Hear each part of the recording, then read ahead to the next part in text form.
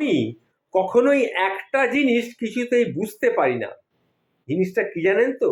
এই যে চলচ্চিত্র অভিনেতা বা অভিনেত্রীরা, তারা যে প্রতিটি ছবির জন্য 50 কোটি বা 100 কোটি টাকা পান, যে দেশে শীর্ষস্থানীয় বিজ্ঞানী, শীর্ষস্থানীয় চিকিৎসক, প্রকৌশলী, অধ্যাপক, কর্মকর্তা প্রভৃতিরা বছরে 10 লাখ থেকে 20 লাখ টাকা পান, সেই দেশে একজন চলচ্চিত্র অভিনেতা বা অভিনেত্রী 10 কোটি টাকা থেকে 100 কোটি টাকা বছরে আয় করেন। কি করে হয় এটা? আমি তো কিছু বুঝতে পারি না, এটা আমার কিছুতেই মাথায় ঢোকে না। সে সব পারে কি করে? দেশের উন্নয়নে তাদের কি অবদান রয়েছে? সর্বোপরি তারা কি করে মাত্র বছরে এত টাকা এক বছরে আয় করতে পারে, যে দেশের শীর্ষ বিজ্ঞানীদের সেই টাকা আয় করতে 100 বছর লেগে যেতে পারে? আজ দেশের নতুন প্রজন্মকে যে 3টি ক্ষেত্রে মুগ্ধ করেছে, সেই 3টি ক্ষেত্র হলো সিনেমা, ক্রিকেট আর রাজনীতি। এই 3টি ক্ষেত্রের লোকেদের উপার্জন এবং প্রতিপত্তি সব সীমার বাইরে। এই 3টি ক্ষেত্র আধুনিক তরুণদের আদর্শ, যদিও তাদের বিশ্বাসযোগ্যতা নিয়ে বর্তমানে কিন্তু অনেক প্রশ্ন দেখা দিয়েছে। তাই দেশ ও সমাজের জন্য তা অকেজো। বলিউডে মাদক এবং পতিতাবৃত্তি, ক্রিকেটে ম্যাচ ফিক্সিং, রাজনীতিতে গুন্ডামি এবং দুর্নীতি, এগুলোই এখন দেশে রমরমিয়ে চলছে। টাকাই এই সবের পিছনের মূল কারণ, এবং আমরাই এই টাকা তাদের কাছে নিয়ে এসেছি। আমরা নিজেরাই নিজেদের টাকা পুড়িয়ে নিজেদের ক্ষতি করছি। এই হচ্ছে আমাদের বোকামি। 70-80 বছর আগে পর্যন্ত বিখ্যাত অভিনেতা সামান্য বেতন পেতেন। 30-40 বছর আগে ক্রিকেটারদের আয়ও বিশেষ কিছু ছিল না। 30-40 বছর আগে রাজনীতিতে এত লুটপাটও ছিল না। ধীরে ধীরে তারা আমাদের ডাকাতি শুরু করে এবং আমরা তাদের খুশিতে নিজেদের লুট করতে দিই। এসব মাফিয়াদের খপ্পরে পড়ে আমাদের সন্তান এবং দেশের ভবিষ্যৎ আমরা নিজেরাই ধ্বংস করছি, এটা আমি মনে করি। 50 বছর আগে সিনেমা এতটা অশ্লীল ছিল না, এতটা অশ্লীলভাবে তৈরি করাও হতো না। ক্রিকেটার এবং রাজনীতিবিদরা তেমন অহংকারীও ছিল না। আজ তারা তাদের ঈশ্বর। আজ তারা সবার, বিশেষ করে তরুণ প্রজন্মের ঈশ্বর হয়ে উঠেছে। এখন তাদের মাথা থেকে তুলে থাপ্পড় মারার প্রয়োজন আছে। যারা এই অবস্থার কথা তাদের জানতে পারে, তাদের উচিত তাদেরকে মাথা থেকে নিচে নামানো। একবার যখন ভিয়েতনামের তৎকালীন রাষ্ট্রপতি হো চি মিন ভারতীয় মন্ত্রীদের সাথে বৈঠক করার জন্য ভারতে এসেছিলেন, তিনি জিজ্ঞাসা করেছিলেন, আচ্ছা আপনারা কি করেন?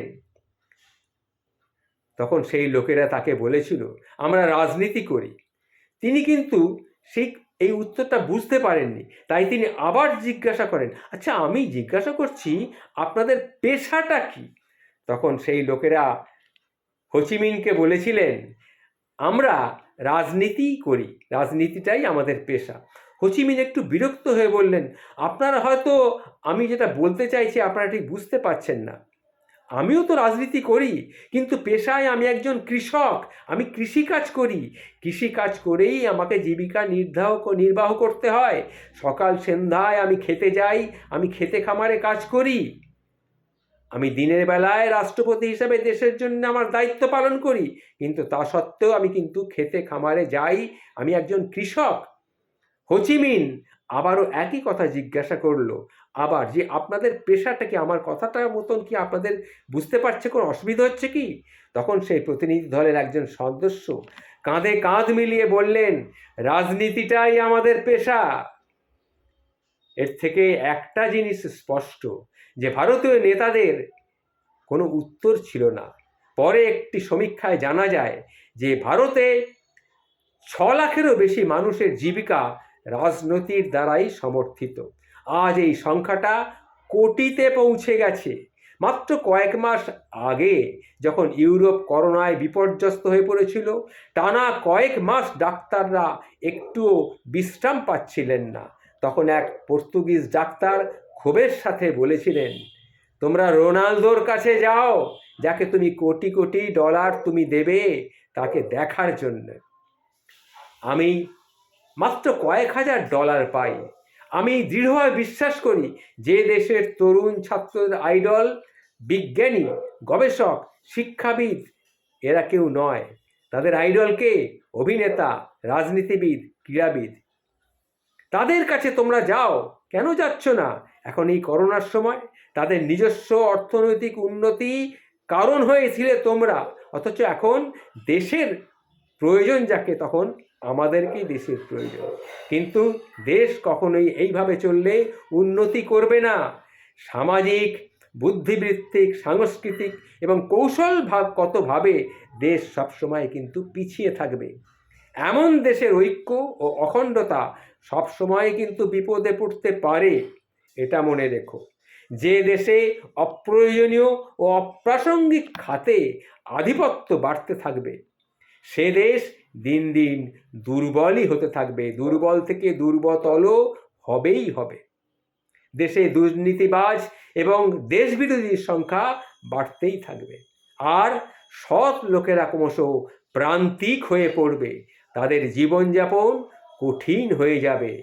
আমাদের মেধাবী, সৎ, বিবেকবান, সমাজকর্মী, যুদ্ধবাজ ও দেশপ্রেমিক নাগরিকদের তৈরি ও প্রচার করার পরিবেশ আমাদেরকে তৈরি করতে হবে। এটাই হলো গিয়ে আসল কথা। এই কথাগুলি আপনাদের সামনে তুলে ধরলাম। এগুলি আপনারা একটু শুনলেন। যদি কোনো মতামত দেওয়ার থাকবে মতামত দেবেন। তবে আমি শেষে বলে রাখি, এই লেখাটি কিন্তু একজন আমার কাছে পাঠিয়েছেন। তিনি হলেন বাংলাদেশের লোক। তার নাম মোহাম্মদ মজরাফুল হক। এই লেখাটি আমার কাছে পাঠিয়েছেন। নমস্কার।